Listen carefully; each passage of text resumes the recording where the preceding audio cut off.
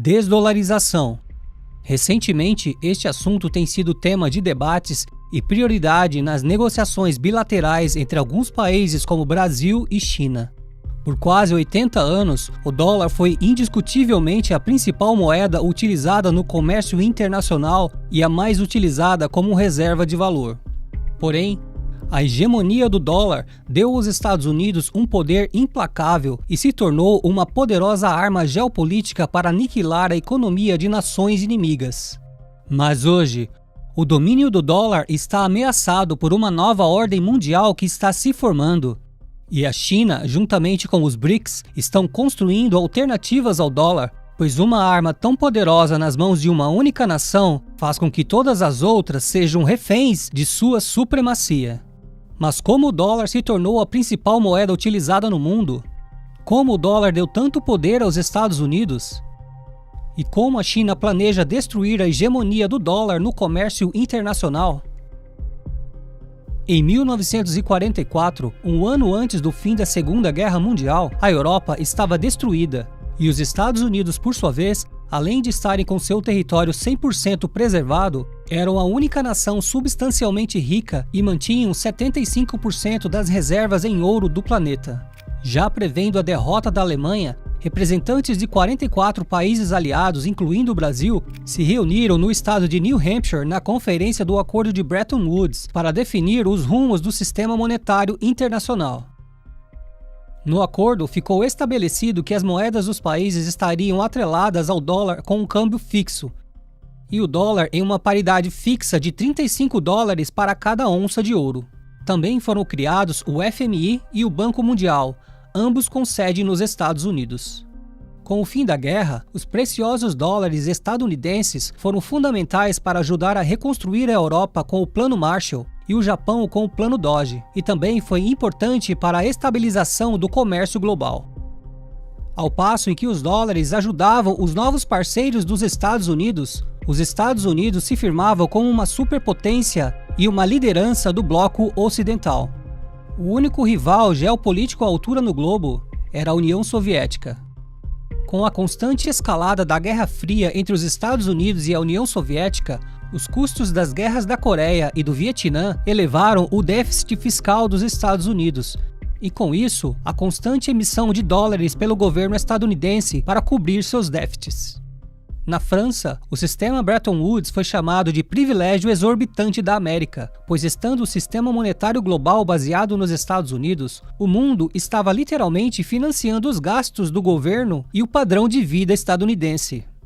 Posteriormente, a desconfiança de que o dólar já não possuía o mesmo valor para garantir a sua conversibilidade levou alguns países como a Alemanha Ocidental, Suíça e a França a trocarem seus dólares por ouro.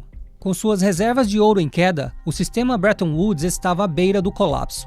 Até que em 1971, o então presidente dos Estados Unidos, Richard Nixon, anunciou de forma unilateral o fim do sistema Bretton Woods e da paridade do dólar lastreada no ouro e desvalorizou o dólar em 10%. Mais tarde, os Estados Unidos negociaram com a Arábia Saudita um acordo onde os Estados Unidos comprariam petróleo e forneceriam proteção e equipamentos militares. Em troca, os sauditas deveriam precificar e vender o petróleo exclusivamente em dólares e investir os lucros do petróleo excedente em títulos da dívida do governo dos Estados Unidos. Este acordo, conhecido como petrodólares, demandou uma grande busca por dólares e promoveu a liquidez necessária no mundo inteiro, pois as nações importadoras de petróleo precisariam da moeda estadunidense para comprar combustível. Assim, os Estados Unidos se garantiram como o grande centro monetário global e o dólar a principal moeda do mundo, bem como a mais utilizada nas transações internacionais e também a mais utilizada como reserva de valor. Com a queda da União Soviética, o mundo passou a girar em favor dos Estados Unidos. Durante 3 décadas, os Estados Unidos reinaram de forma soberana sobre o mundo, e mesmo não tendo um rival à altura, os Estados Unidos continuaram o seu expansionismo militar. Com gastos astronômicos que hoje giram em torno de 800 bilhões de dólares ao ano, estes custos são mantidos em grande parte pela emissão de dólares, que servem para financiar o seu gigantesco poder militar e manter bases militares estadunidenses espalhadas pelo mundo inteiro, inclusive o suficiente para cercar inimigos dos Estados Unidos, como a Rússia e a China. Com um orçamento tão elevado, é certo que se os Estados Unidos não tivessem o privilégio exorbitante de serem o centro monetário global, os Estados Unidos não teriam como manter um poder militar tão grande. Além dos dólares estadunidenses servirem para manter e expandir o poder militar dos Estados Unidos, enquanto o mundo depende do dólar, os Estados Unidos também utilizam a sua infraestrutura monetária para sancionar diversas nações que desagradam os seus interesses. De fato, a hegemonia do dólar deu aos Estados Unidos um poder inigualável sobre outras nações. Mas o poder corrompe, e diante de um insaciável desejo de poder, os Estados Unidos se viram com o controle de uma poderosa arma geopolítica para ameaçar e estrangular a economia de nações inimigas.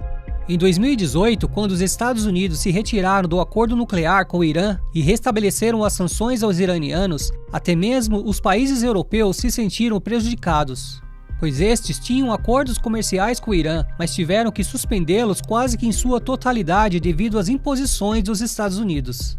Entre 2018 e 2019, o comércio entre a União Europeia e o Irã caiu 92,8%.